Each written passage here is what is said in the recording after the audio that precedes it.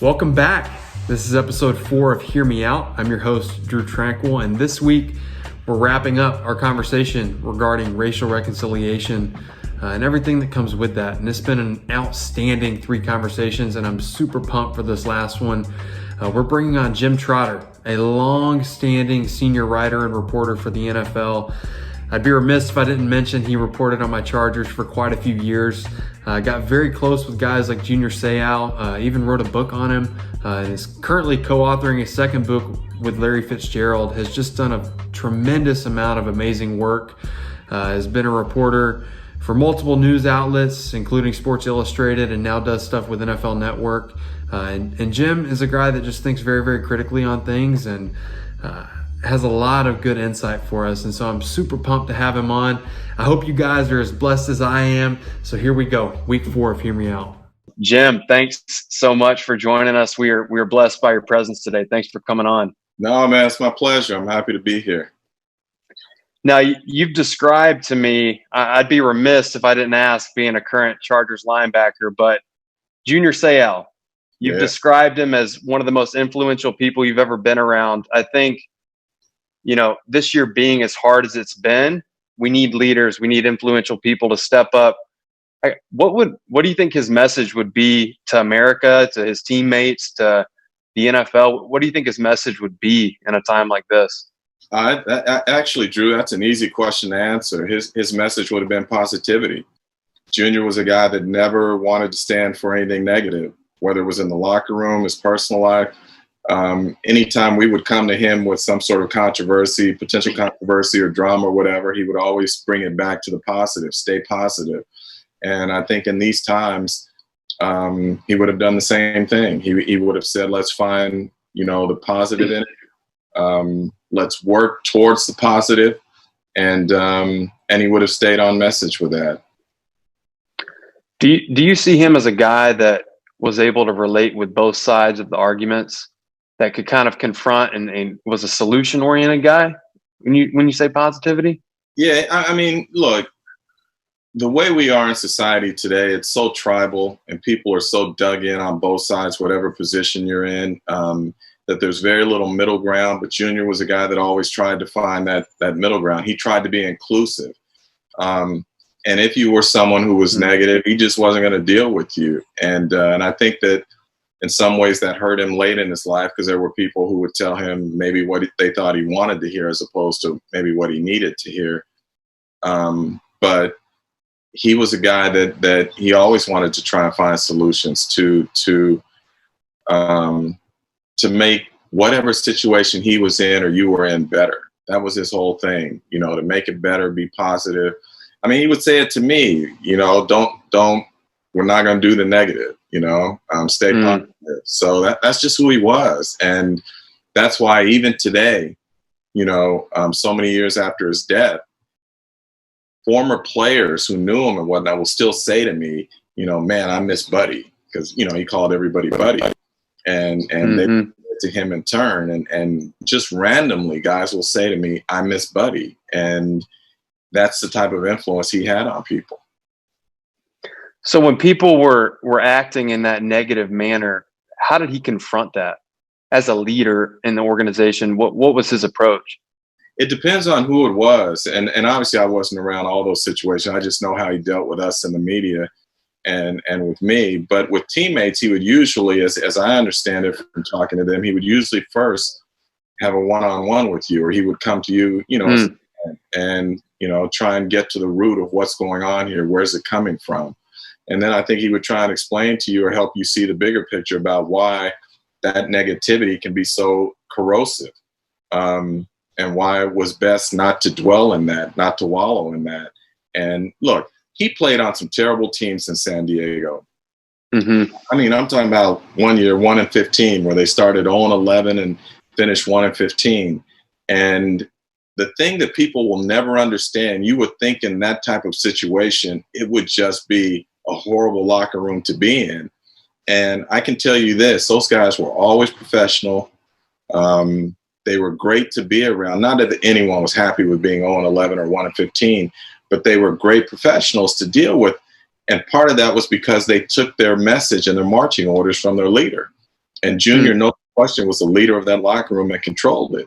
And so he basically was not going to allow what was happening in terms of their win-loss record define who he was as a player, how he practiced, how he played. He was still going to go hard. He was going to put in the same work as if they were 15-1, as if they were 1-15. That's just who he is. And, you know, when you talk to guys who played with him, and I'm talking about guys like Rodney Harrison, who I believe belongs in the Hall of Fame, or you talk about a guy like Ryan McNeil, who joined the Chargers as a free agent in his first year, led the league in interceptions. You talk about Marcellus Wiley. When you talk about those types of guys who played with him, they will tell you what impact he had on them and how he set the tone and the culture, whether it was the Breakfast Club workouts at 5:30, 6 in the morning.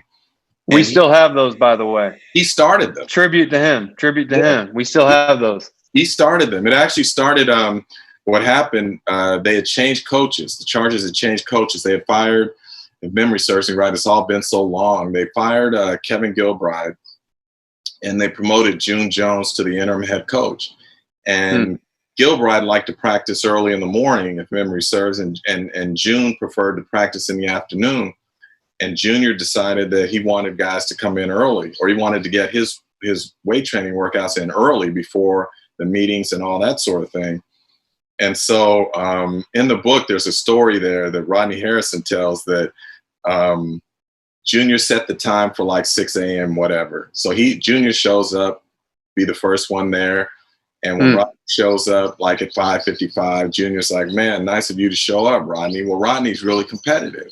So the next workout, Rodney says, I'm going to beat him there. So Rodney shows up at like 5:45. And I love it. Junior didn't like it. So the next workout, Junior shows up at like 5:30.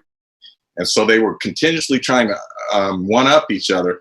And Rodney was like, look, we got to stop doing this or we're going to be here at like 3 in the morning, you know. That's what they were, but he set the tone, you know. And he was the kind of guy, I remember Orlando Ruff telling me this, he was a free agent linebacker who came in, wasn't expected to make the team. He did make it, played special teams, everything else. And he was so hungry for knowledge and so willing to work that he would go to Junior to learn. And Junior would always help him. But Junior was the type that would never come to you and try and tell you what to do. He wanted you to come to him so that he could see that you were committed and dedicated to it. And Orlando Ruff ends up becoming a starter. He ends up getting a free agent deal, big money free agent deal with New Orleans later. And he'll tell you he contributes a lot of that to Junior. And that's kind of who he was. If you were willing to work, if you were willing to learn, he was willing to teach you and to work with you. That's just who he was. Yeah, his legacy, I mean, just hearing your words, his amazing legacy. And you've got quite the legacy yourself, and you've been doing this a really long time and done an incredible job. And mine's nothing like his, man. We're talking about a Hall of Famer there. He was the man, you know. I remember I'll never forget when he told me, he said, they don't pay me to play, they pay me to practice. Because he was the hardest working guy in practice every single day. And he said, we play for free. That's fun. He goes, they pay me to practice. And he set that tone. Well, I gotta give kudos to you too, because I've read your work, Jim, and it's outstanding. And I want to talk a little bit about your legacy and specifically your time at Howard University, and you're a Howard University grad and obviously a historically Black college and university. And tell me about your experience there. What did that teach you? Did that fuel kind of your passions later in life? What made you choose to go to Howard? I don't think we have enough time to talk about what it meant to me. Truthfully, it was just I graduated in '86. So we're talking almost 4 decades, and I would still do it over again today. I absolutely loved my time there. The backstory is, so I grew up in a predominantly white area and went to a predominantly white high school. And at our high school, where at? It was in Stockton, California, and Lincoln High School. And we had a Black student union, and because we didn't have very many African Americans at our school. I think I had 5 or 6 in my graduating class. So we had a Black student union. Every year in California, they have a state BSU convention where Black student unions from all around the state come and they meet and network and go to workshops and all those sorts of things. So my senior year in the spring, the workshop or the convention was that I'm calling it a convention. They didn't use that term, but anyway, we met at UCLA on UCLA's campus, and one of the forums was on historically Black colleges and universities. Well, neither one of my parents graduated from high school at that time. My mom later went back and got her GED, but so college wasn't talked about a lot in my house, even though we knew I wanted to go.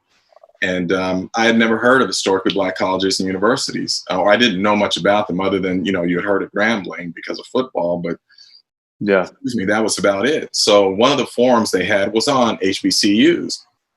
And as I sat in and listened, I was like, man, I want to go. And so I applied to Howard that spring, right before the deadline, and I got accepted. But I didn't have the money to go, couldn't afford it at that time. So I decided that I would go to Cal State East Bay, which at that time was known as Cal State Hayward, and try and get my GE courses out of the way and then save some money and transfer back to Howard, which I did. And the minute I got there, I just knew it was the place for me. For one, it was just, being around so many young, eager to learn, dedicated, Black students. I didn't grow up around that. So I just felt at home. I felt a nurturing environment I didn't feel like a number to the instructors, to the professors. I felt like they had a vested interest in how I did. And then meeting up with a gentleman named Ed Hill, who was a sports information director my final couple of years, who was so instrumental in teaching me so many lessons about sports and the business and also life, just being able to talk about life. All those sorts of things were just critical. And I was out on my own for the first time, and it was fabulous, man. Like I say, I would do it again. I tried to get my daughters to go, but they didn't want to leave the state, so they stayed in state. But I wanted them to experience the same things that I had experienced, but we each chart our own path. You said something interesting there. I want to press into that a little bit. When you said you didn't feel like a number, what do you mean by that? Well, I think at some universities, like one of the universities I was looking at coming out of high school was UCLA. And when we were down on campus and we took a tour, there was one conference hall that was like more than 500 seats in it, for a class.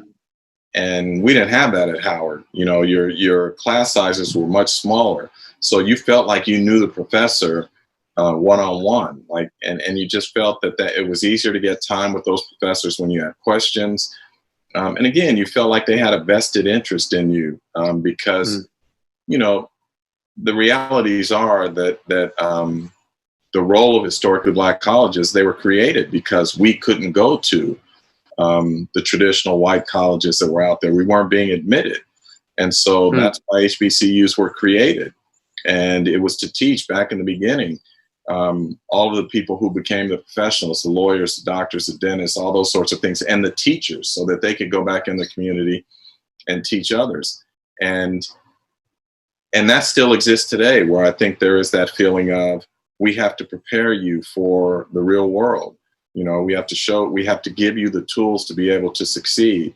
And we want you to know that you matter and that you are capable, even though there's so many things in this society that tells you that you're not. So for me, that's what I mean by nurturing and not being a number. They knew my name, That's awesome. You don't show up in class. Sometimes you might get a call from one of them saying, "Where are you?" That sort of thing. Yeah. That sort of thing is invaluable, or it was to me. I don't want to speak for anyone else. For me, it was invaluable. I think one of the things we're seeing specifically in basketball is we're seeing these high profile Black athletes make commitments to HBCUs. What do you think is the impact, maybe even the importance of athletes choosing to do that today?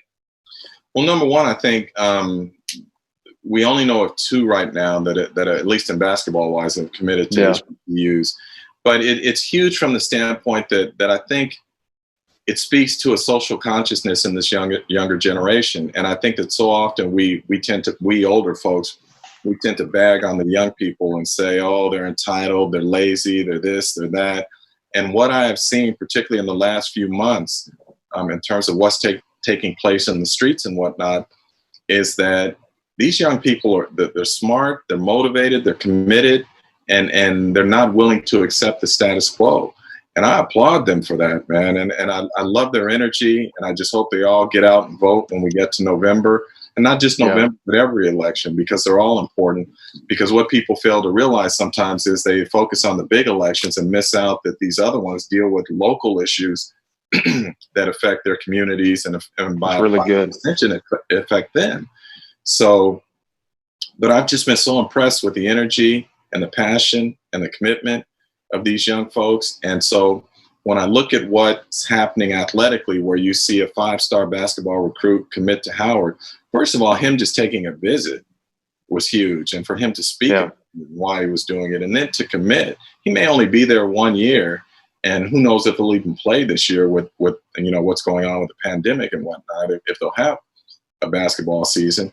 But I just think that sort of social consciousness shows that there's an awakening in some of these young folks, and I applaud them for it. And look, they always say if you're good enough, you'll be found athletically, and I tend to believe that. But there are a lot of layers there in terms of this becoming a movement as opposed to a moment. Right now, I just think it's a moment, but my hope is that it can become a movement.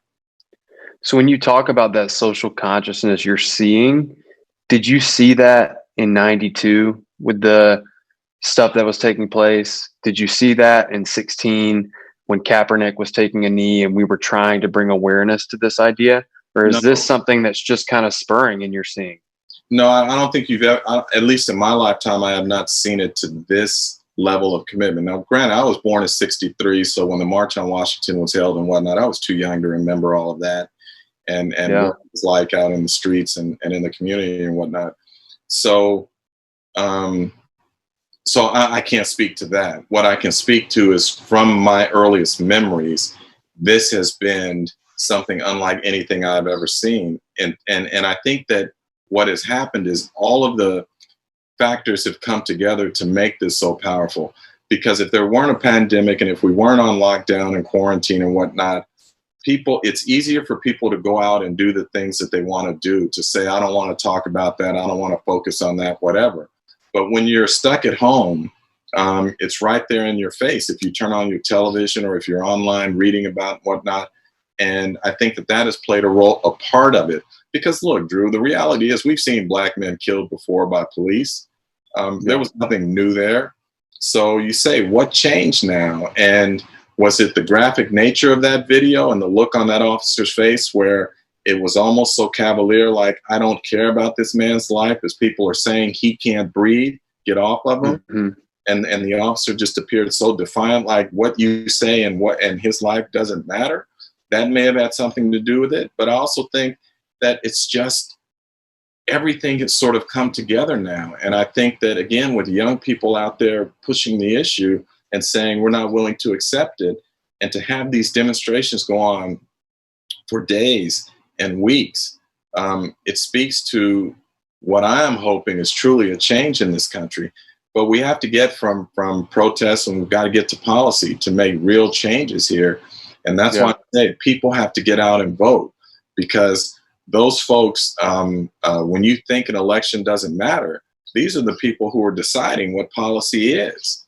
And those policies affect all of us. So do your homework, get out at the ballot box and take part, in your life. Yeah, I think, what we're seeing is, my hope at least is with this Hear Me Out series we're doing, is that reconciliation can come from it, that people can be inspired to just have these conversations in everyday life and hear, the pain, hear the stories that they might not have experienced growing up, and maybe hear it from a different angle. And to be frank, professional athletes, people with platforms, they get criticism sometimes for using their platforms for social and political causes. What is, I guess, your response to that criticism? Is it appropriate? To what extent should athletes and people with platforms be speaking out? It's my opinion they should. Look, my reality is you're a man before you're a football player, okay? And I'm a black man before I'm a journalist. You know, that's my reality. When I walk down the street, people don't see journalists first. They see a black man. And that's something I have to live with. I have to deal with. And, you know, I'm not going to sit here and get into all the stories about things that have happened to me because of my race or whatnot and go through all that. We've heard those stories. What I am trying to do now with the time that I have left in this business is understanding that I do have a platform that's bigger than maybe, say, my father had or has. And so I want to use it to try and bring awareness and hopefully bring positive change. And look, the reality is no matter what you say, whether good or bad or however it's interpreted, there's going to be someone out there who doesn't like you. And so you have to be true to who you are as a person, as a man. And that's what I try and do. I try not to beat people over the head with things where you're posting every single injustice that you see out there. I just try and pick my spots and say, you know, this is what Cap was talking about, or this is something that's important, or here's a conversation that we need to have. And hopefully we are having those conversations. I know we're having more of them. Hopefully we can continue to have them and they lead to productive change. And I say, you know, some people say to me, why are you always talking about race and da da da da? And I'm like, I don't want to, you know, I really don't, but I feel compelled to because of what's happening. And even in football, where we talk about, for instance, head coaching hires, there are 32 teams in the NFL, only 3 have black head coaches in a league whose player population is 70% black. And people say, well, the best candidates should be hired. And I say to them, you know what? I agree with you. The best candidates should be hired. But when you see certain patterns here, how can you say that in a league of 32 teams, there are only 3 blacks who are the best candidates for those jobs? And I could go through all the examples, whether it's Jim Caldwell or Eric Bieniemy or whomever you want to list, and talk about their qualifications matched against others who were in the same situation. And you would see, if we just put up blind resumes, why is it that one gets the job and the other doesn't? And I think those are questions that need to be asked, and a conversation that needs to be had so that we can hopefully get to a place where we are hiring the best candidate and we're not focused on something else.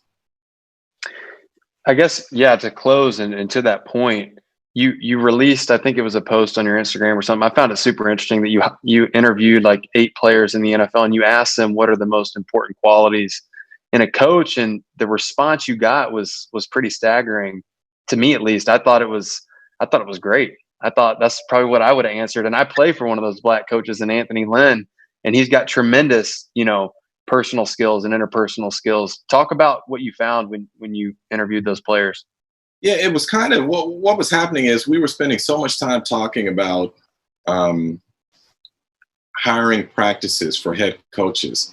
And we hear, you know, there had just been a Zoom call recently with the NFL where it had on John Mara, the owner of the Giants, Art Rooney, the owner of the Steelers, had on a limited partner of the Texans on.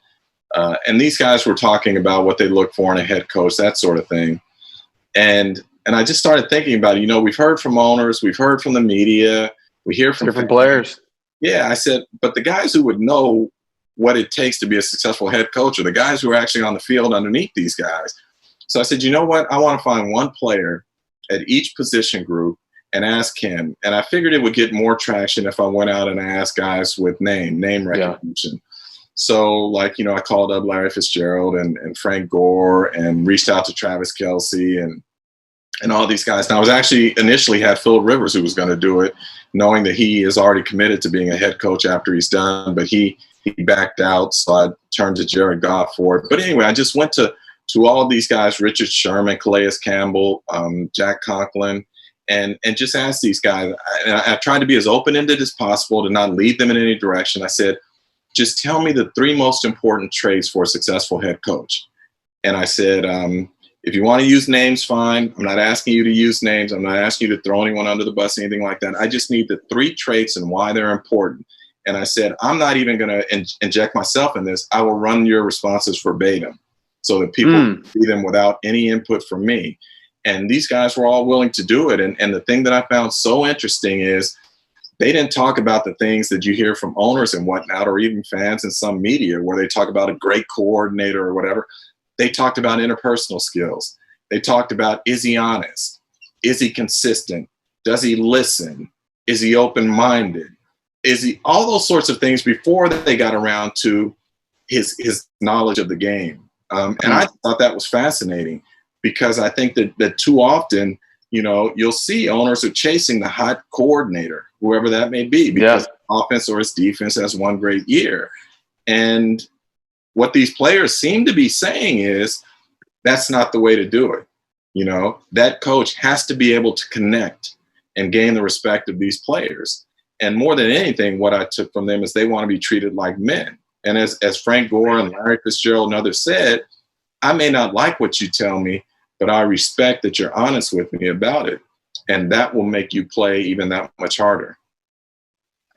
I love that approach, because I believe in going directly to the source. And when you go right to the players, the people that are with them every single day, I think you get the most candid, you get the most honest answer. And hopefully that's what we're doing in a small way here on Hear Me Out, is in regards to this conversation on racial reconciliation and how we're moving forward, is going to the source and just hearing it directly from people, you know, who have experienced it, who have thought critically on it. And you've certainly done that. And we thank you so much for your insight.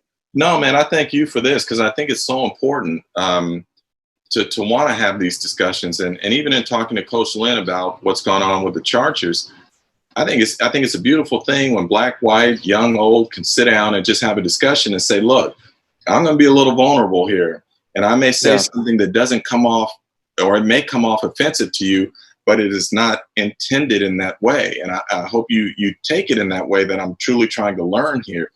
And I think when you do things like that, when you get people who are willing to sit down, be vulnerable, and to listen, you know, and to check their ego, you have a chance to make progress and to really try and step into someone else's shoes. So for you to have these conversations, I think it's awesome. I think it's great. And you know, in your own little way, you're doing your part, just as all of us hopefully are trying to do our part. Yeah.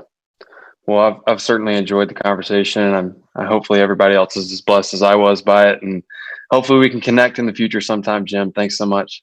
Absolutely, man. I look forward to seeing you.